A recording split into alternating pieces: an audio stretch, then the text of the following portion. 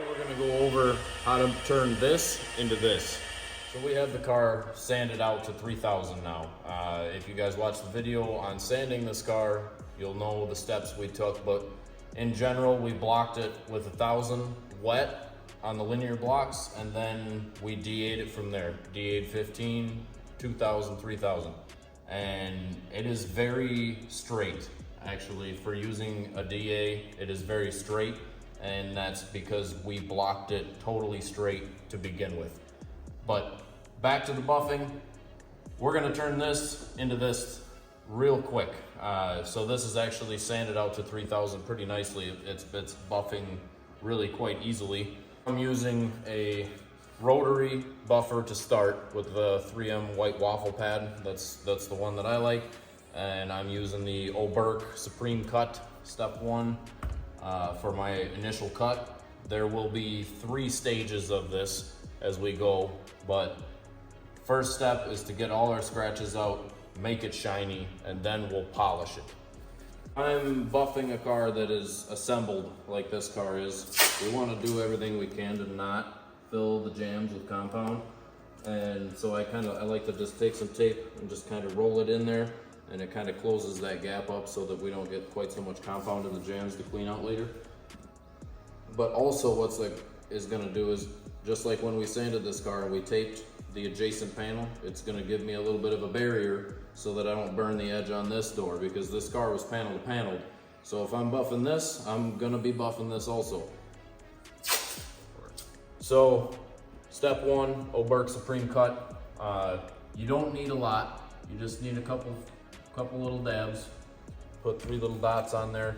And my pad, because I just buffed that, my pad is already primed, as they call it. So when you first put, if this was a dry pad, I would put more compound on it than that. So especially if your pad is dry to start with, you need to prime the pad, and you're gonna put more compound on than I did, and then you're gonna spread it around a little bit and start slowly working this, and that's gonna just rub it into the pad, because you want your compound sort of embedded into your pad. You don't want it just, as you can see, that compound is pretty well embedded in this pad. I want it to stay wet. There is some dry compound in here.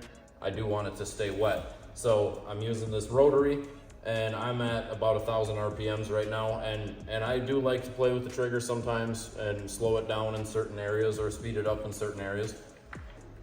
But we're gonna start, and we're just gonna start by mowing the lawn, as they call it. Back and forth, slowly. We're running about 1,000 RPM. We're gonna do roughly a square foot area or so at a time.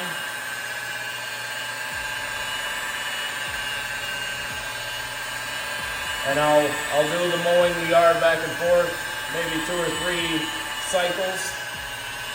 And then what I like to do is kind of come in and hit it maybe in a different direction, but move a little faster, shorter strokes. And as you can see, I've got a light behind me, and if I can find those bulbs in my reflection, sometimes I can actually see scratches as I'm polishing them out.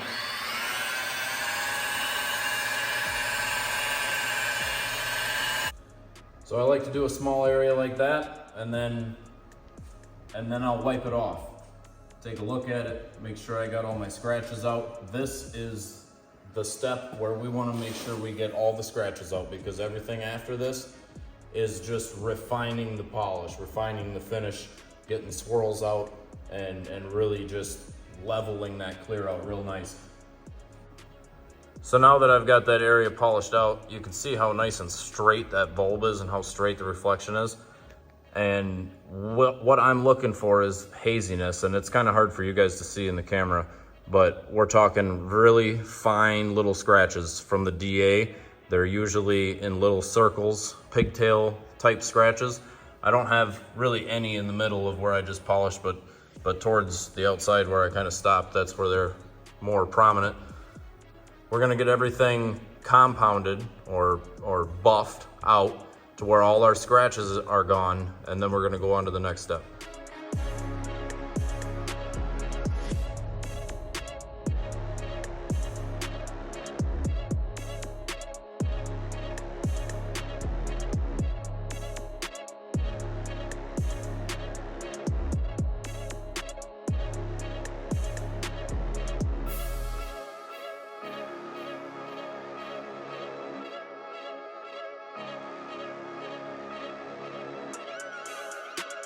one critical thing about using a rotary is to always buff off the edge. And what I mean by that is this rotary spins clockwise.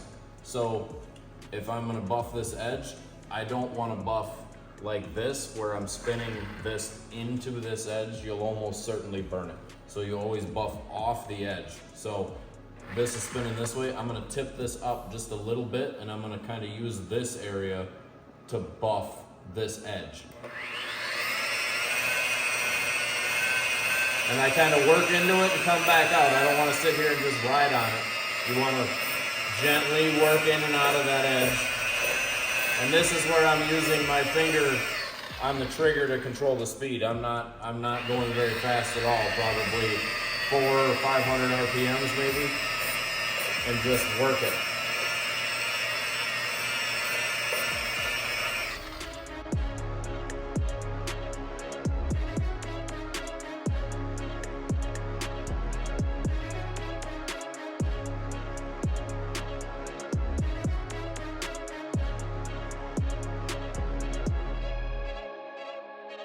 So now we've got the first step done. We've gone over it with the white waffle, and it is very shiny, but it might be hard for you guys to see it in the video, but you can kind of see it's got a little bit of a haze to it, and that is basically swirls, and that's from heat from the compounding stage.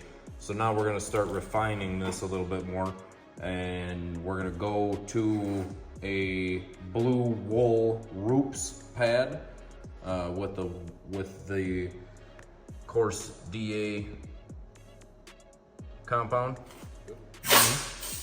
So I'm gonna put a line in the middle of the quarter, and hopefully the video will pick up the difference between step 2 and step 1. So for step 2 here, we're using a Bauer. We're not using the Roops machine. There's really nothing wrong with the Bauer. It works exactly the same as the Roops. You have different throws and all that, but if you're using the Roops on the Bauer, it's gonna work exactly the same way. So with this compound and this pad, it's a little different. We don't put the compound on the panel, we put the compound on the pad. And typically we do 3 little dollops. And just like the white waffle pad, we have to prime this pad. This pad is dry right now. I haven't used this yet. So we're gonna put this on. We're gonna kind of just roll it around a little bit, rub it in before we start using it. We're gonna just rub it in, give it a couple rotations. And then I'm gonna set this buffer at about a 3.5. And we're gonna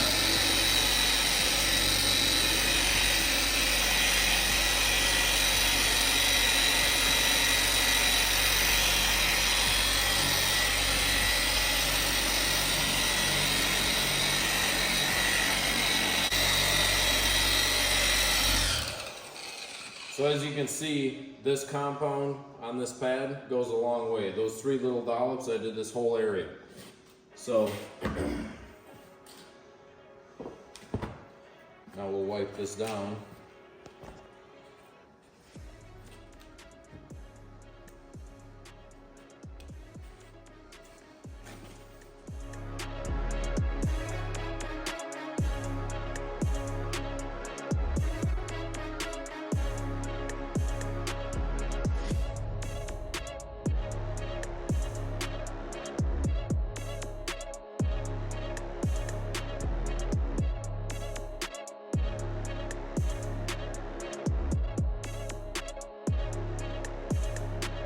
So being that this is an orbital, what that means is that this spins, but it also orbits.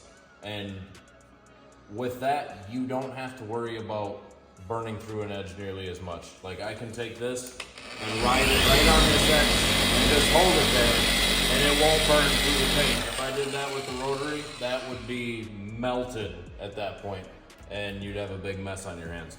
So big advantage. So with the orbitals, you won't have swirls either. this is the first step of removing the swirls that we created with using the rotary. And there's systems for the rotary that will make you not have swirls, but it's much easier with an orbital to not have swirls, especially on a dark color. So for the last step of our polish, we're gonna use the Oberk Premium Polish. This is an Oberk system. This is their step 2. I like to use it with the Rupes yellow pad.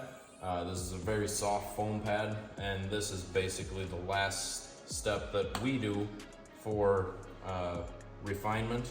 But same kind of deal. We just put a few drops on there, and a little goes a long way, especially with this stuff. I'll probably do this entire quarter with what I put on here. And again, priming the pad. This pad is dry. We're gonna prime it.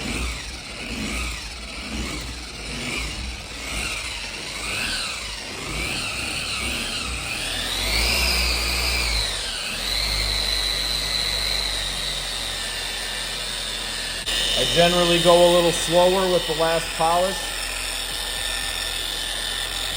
I'm running this at about a 2.5 on this buffer. And I like to work one area at a time. I'll go over a square foot area, and I'll work it back and forth, different directions, and then I'll go on to another area, do the same.